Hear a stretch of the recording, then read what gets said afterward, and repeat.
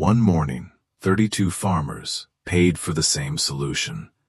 It didn't look complicated. It didn't sound You complicated. really think your crops will survive And that was without exactly this? why it worked. Look at him, folks. He The thinks salesman nature will stood handle on the it. back of a truck, boots clean, shirt pressed, voice carrying across the gravel lot. Behind him, stacked in neat rows, were drums of chemical. Bright labels, bold promises. He didn't start with fear. He started with certainty. This, he said, is the end of your problem. Not maybe. Not sometimes. The end. He held up a chart. Lines going down. Numbers improving. He talked about yield. About protection. About control. And most importantly, he talked about simplicity. One application, he said. 2 if the season runs wet. That's it. No extra work. No uncertainty. No thinking. Just follow the process. Around him, men nodded. Some slowly. Some immediately. Because this was familiar. This was safe. A clear problem. A clear solution.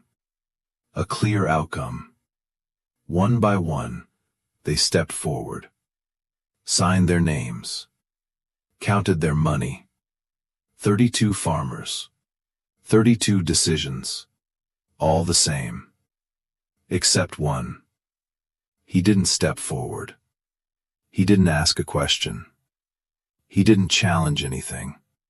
He just stayed where he was. At the edge of the lot. Hands in his pockets. Watching. His name was Thomas Hale. 52 years old. Farming the same land for more than 3 decades. He had heard everything the salesman said. Every word. Every promise. And when it was over, he made a decision. Not to argue. Not to explain. Just not to buy. The salesman noticed. Of course he did. There's always one. The one who doesn't move. You're not getting in on this, he asked. Thomas shook his head. Slow. Certain. I'm not buying. There was a pause. Just long enough for people to notice. Then the salesman laughed. Not a quiet laugh. Not polite. The kind of laugh meant to be heard. Well then. You're going to let the bugs eat your fields. A few others joined in. Some smiled. Some shook their heads. Not cruel. Just certain. Certain that he was wrong. Because from where they stood, this wasn't a complicated choice. It was obvious. And he was ignoring it. Thomas didn't respond, didn't defend himself, didn't explain. He turned, walked back to his truck, started the engine, and drove away. Behind him, the conversation continued. The sale continued. The certainty continued. And over the next 2 weeks, while every one of those 32 farmers sprayed their fields, Thomas did something else. Something that didn't fit the plan, didn't fit the logic. He planted flowers. Not randomly, not as decoration. In long, deliberate strips, along every edge of his fields. Row after row. Color where there should have been none. From a distance, it didn't look like farming. It looked like a mistake. Something out of place. Something unnecessary. No one understood it. No one needed to. Because to them, the outcome was already decided. And every day he kept planting, only confirmed what they believed. that he had just made the worst decision of the season. The spraying started the next morning. Early. Before the heat set in. Engines running. Tanks filled. Nozzles checked. Across the county, fields were covered in a fine mist. Row after row, the same process. The same rhythm. The same belief. Kill the problem. Protect the crop. Secure the yield. From a distance, it looked like control. And for a few days, it worked. The insects disappeared. Leaves cleared. Plants stood clean again. At the co-op, the mood shifted. More relaxed. More confident. Worth every dollar, someone said. Should have done it sooner, another replied. Because the result was visible. Immediate. Simple. The problem had been there, and now it wasn't. That's all anyone needed to see. Except it wasn't the whole story. Out on Thomas Hale's land, there was no spraying. No machines moving through the rows. No chemical mist hanging in the air. Just soil, wind, and those strips of flowers. They had started to grow now. Not tall, not impressive, but noticeable. Enough to draw attention, enough for people to slow down when they passed. Just long enough to look, and wonder. What is he doing? No one asked him directly. They didn't need to, they already had an answer. He's letting it go. He's behind. He missed the window. At the co-op, his name came up again. Still hasn't sprayed. Still planting those flowers. A few laughs. A few shakes of the head. Because from the outside, it didn't look like a strategy. It looked like neglect. Thomas heard some of it. Not all, but enough. He didn't respond. Didn't explain. Because what he was doing wasn't meant to be understood quickly. Every morning, he walked his fields. Same path. Same pace, not looking at the plants first, looking at everything around them. The soil. The edges. The movement. He noticed what most people ignored. Small changes. Subtle patterns. Where insects gathered, where they didn't. Where the air felt different. Where the ground held moisture longer. Nothing dramatic. Nothing obvious. But enough to tell a story. By the end of the first week, something started to shift. Not in the sprayed fields, those still looked clean, controlled. But underneath, something had changed. The insects were gone. All of them, not just the ones causing damage, everything. At first, no one noticed, because there was nothing left to see. On Thomas's land, the opposite was happening. There were still insects. More than before. Different kinds, some on the leaves, some near the soil. Some around the flowers. From the road, it looked worse, much worse. Exactly what everyone had predicted. Now he's in trouble. He waited too long. He's going to lose everything. The conclusion was obvious. Too many insects, no protection. A mistake, getting bigger by the day. But Thomas kept walking, kept watching, kept waiting. Because what looked like a problem wasn't finished yet. It was just beginning. The second week didn't bring clarity. It made everything look worse.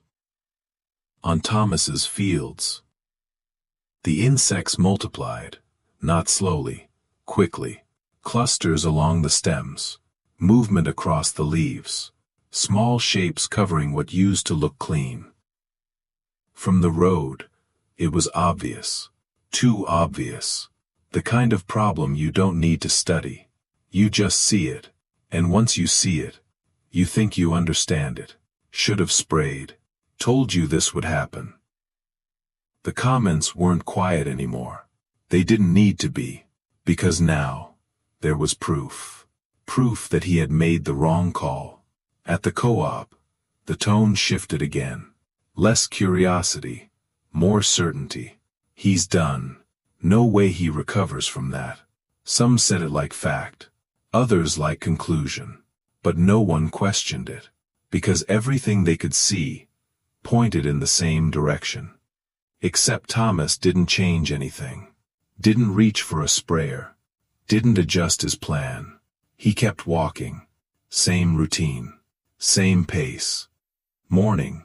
Then again in the evening. Watching. Not just the damage, but the movement. Where the insects gathered. Where they stayed. Where they didn't. And slowly, something else began to appear. Not on every plant. Not all at once. But enough to notice. Small shapes. Different from the others. Moving differently. They didn't cluster. They didn't stay still. They hunted. One leaf. Then another. Then gone. At first, you wouldn't see it. You'd miss it completely. But once you noticed, you couldn't ignore it. The insects weren't just increasing. They were changing. A balance. Starting to form. Not controlled. Not designed. Just happening. On the sprayed fields. Nothing moved. Still clean. Still quiet. Exactly the way it was supposed to be. Until it wasn't. By the end of the third week, something returned. Not gradually. All at once. The same insects. Back again. Spreading faster than before. With nothing to slow them down. No resistance. No interruption. Because everything that used to keep them in check was gone. The spraying had worked perfectly. It removed the problem and everything that controlled it. Now, there was nothing left to stop it from coming back stronger. At the co-op, the conversations changed again. Confusion. Then concern. Didn't we already deal with this? Why is it worse now? No one had an answer, because no one had seen it coming. Except maybe one person. Out in his field, Thomas stood at the edge of the rows, watching the same insects, on two different outcomes. On one side, unchecked, spreading. On the other, held, not gone, but controlled. Not by chemicals, not by intervention, but by something else entirely. Something that had taken time to appear, and couldn't be rushed. The same thing everyone else had removed, before it had a chance to work. By the fourth week, no one was laughing anymore. The sprayed fields, the ones that had looked perfect, were changing. Not slowly, not subtly, all at once. Leaves that had been clean were now covered again. But this time, it spread faster, denser, harder to control. Farmers went back out, checked their fields again. Closer this time. What they saw didn't match what they expected. The insects were back. But there was nothing pushing against them. No interruption. No balance. Just growth. Unchecked. At the co-op, The tone shifted again. This time, it wasn't confidence. It was concern. Do we spray again? Do we double it? More product. More cost. More effort. Trying to fix what had already been fixed once. No one liked that answer. But it was the only one they had. Because the system they trusted only worked one way. Remove the problem. Then remove it again if it comes back. Out on Thomas Hale's land, the picture was different. Still insects. Still movement. But not chaos. Not spread. Not loss. Because something else had fully arrived. The small shapes, the ones most people didn't notice, were everywhere now. Moving. Searching. Balancing. Where the harmful insects gathered, they followed. Where the pressure increased, they responded. Not instantly. Not perfectly. But consistently. Holding the system in place. Not eliminating the problem. Controlling it. And that made all the difference. One afternoon, a truck slowed at the edge of Thomas's field. Then stopped. The driver stepped out. Walked into the rows. Looked down. Then closer. He didn't speak right away. Didn't need to. Because what he saw wasn't what he expected. Insects are still here, he said finally. Thomas nodded. They always will be. The man frowned. That's not how it's supposed to work. Thomas looked out across the field. Then back at him. That depends on what you think working means. The man didn't answer. He just kept looking. Trying to understand something that didn't fit the way he had always done it. Because on one side, everything had been removed, and the problem came back worse. On the other, nothing had been removed, and the system held. Two approaches. Same problem. Completely different results. At the co-op that evening, the conversation changed for the last time. No jokes. No confidence. Just one question, asked in different ways. What did he do that we didn't? The answer didn't come all at once. It never does. It showed up slowly. In the only place that mattered, the fields. By the time the season turned, the difference was no longer a question, it was visible. Clear. Undeniable. On one side, fields that have been sprayed twice, higher cost, more effort, less control. The insects never really left, they just disappeared, and came back stronger. Each time, harder to manage. Yield dropped, not all at once, but enough to feel it. Enough to matter. On the other side, Thomas Hale's land. No spraying, no chemical correction. And still, the crop held. Not perfect, not untouched, but stable, balanced, alive. Because the system underneath it was still intact. Nothing had been removed. Nothing had been forced. Everything had been allowed to respond. At the co-op, no one talked about the salesman anymore. No charts, no guarantees, just numbers, real ones. What was spent, what was lost, what was saved, and those numbers told a different story, one that didn't match what they had believed at the beginning of the season. A few farmers went out to Thomas's fields, walked the edges, looked closer this time, not at the flowers first, but at everything around them, the movement, the patterns. The balance. What made the difference? One of them asked. Thomas didn't answer right away. He bent down, picked up a handful of soil, let it rest in his palm, dark, loose, holding together. Then he looked at the field, and said, "I didn't try to win against it." He let the soil fall back to the ground, then added, "I let it do what it already knows how to do." The answer sounded simple, too simple, but that was the problem. Most people were looking for something more complicated, something stronger, something faster, and in doing that, they missed the one thing that actually worked. Because the goal was never to remove everything. It was to keep the system alive, to let it respond, to let it balance itself. What Thomas understood was something most people forgot. Isn't always about doing more.